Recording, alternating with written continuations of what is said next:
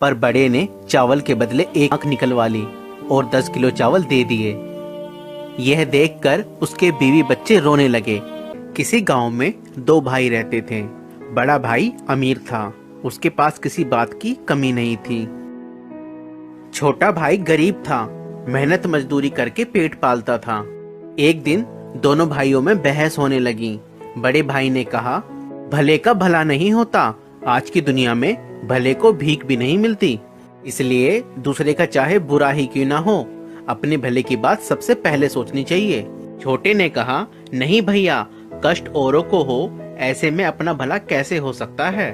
बड़े ने कहा, चल हम गांव में लोगों से पूछ लेते हैं, तेरी बात सही निकली तो मेरे पास जितना धन है वह सारा तेरा, और मेरी बात सही निकली तो जो तेरे पास है वह सब कुछ मेरा। छोटे ने कहा, ठीक है चलो, और दोनों गांव में निकल गए।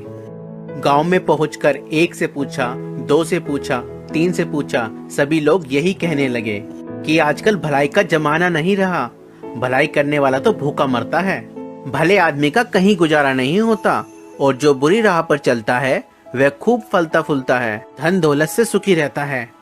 अब छोटे भाई के पास जो खेत का छोटा टुकड़ा था वह भी शर्त में हार गया। अब वह दाने दाने को मोहताज होने लगा। बीवी बच्चे भूखे मरने लगे, खाने को कोई उधार भी नहीं देता था। वह अपने बड़े भाई के पास गया चावल उधार लेने के लिए।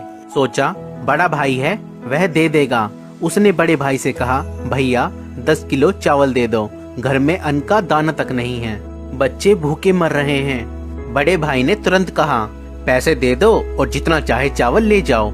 छोटे ने कहा, पैसे तो नहीं हैं। इस पर बड़े भाई ने कहा, तो फिर अपनी एक आंख दे दो। छोटे ने सोचा मजाक कर रहा है, चावल के बदले एक आंख थोड़ी लेगा। पर बड़े ने चावल के बदले एक आंख निकलवा ली और 10 किलो चावल दे दिए। यह देखकर उसके बीवी बच्चे रोने लगे कि ये तुमने क्या कर दिया। थोड़े दिन तो आराम से निकले, फिर अनाज खत्म हो गया।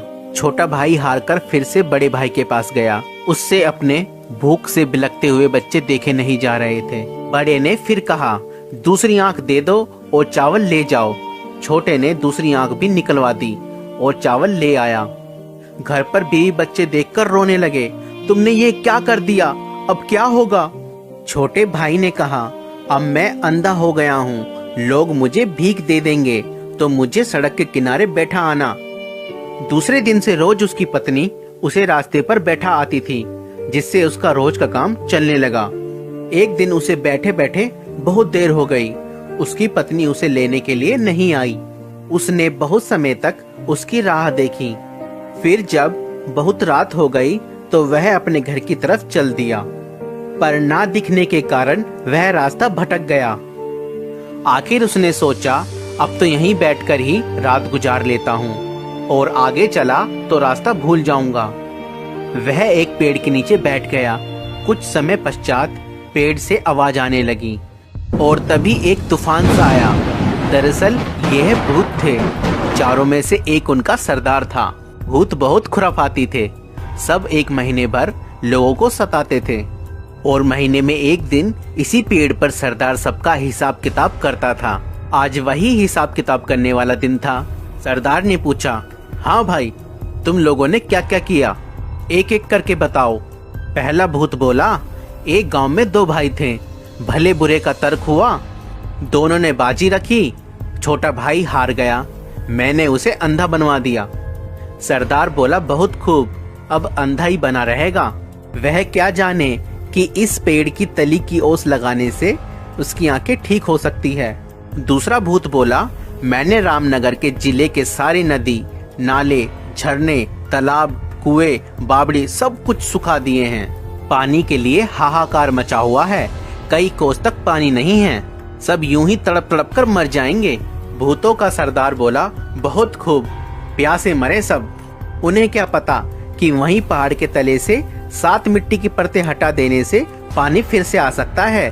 तीसरा भूत बोला, सरदार, राजा की बेटी की शादी होने वाली थी, नगर में खुशियां मनाई जा रही थी, पर मैंने राजकुमारी को गूंगी बना दिया, जिससे उसकी शादी नहीं हो पाई।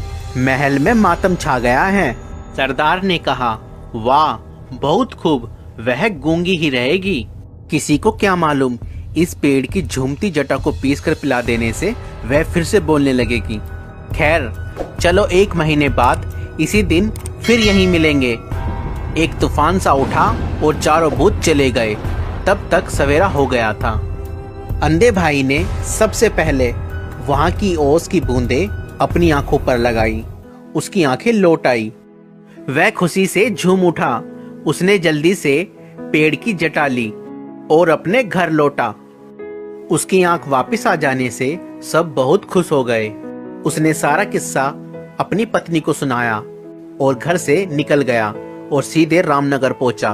वहां की हालत देखी तो रोने लायक थी। सूख कर धरती फट रही थी। कहीं एक बूंद पानी नहीं था। हाहाकार मचा हुआ था। उसने पहाड़ के नीचे से मिट्टी की 7 परतें निकाली ही थी कि फिर कुएं, तालाब और झीलों में पानी ही पानी हो गया। वहां के राजा ने उसे अपार धन दिया। फिर वह राजा के महल में जा पहुंचा। जाते ही उसने कहा, महाराज, मैंने सुना है कि राजकुमारी गूंगी हो गई है। मैं उन्हें ठीक कर सकता हूँ।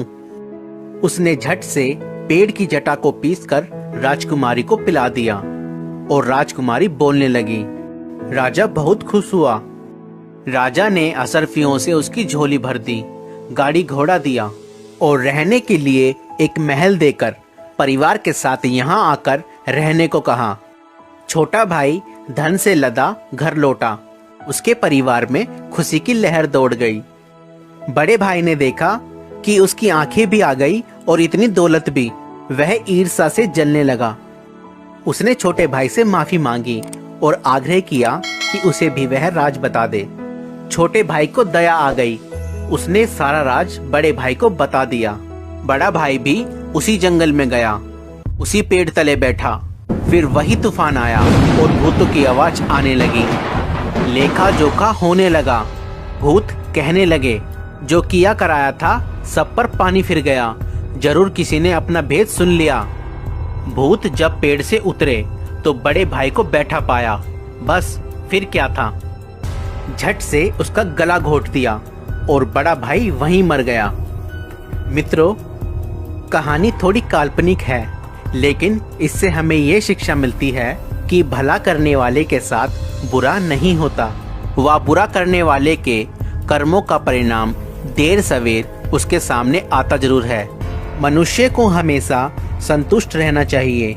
जो ज्यादा लालच करता है उसका हाल बड़े भाई के समान होता है। दोस्तों, हो सकता है कि आपका भाई, आपकी बहन, आपकी बीवी, आपका पति, आपके रिश्तेदार या दोस्त आपके पीठ पीछे आपको धोखा दे रहे हों, तो आप चिंता ना करें। देर सवेर परमात्मा उनके बुरे कामों का फल उन्हें जरूर देगा। दोस्तों, इस वीडियो को लेकर आपकी क्या राय है, नीचे कमेंट करके जरूर बताएं।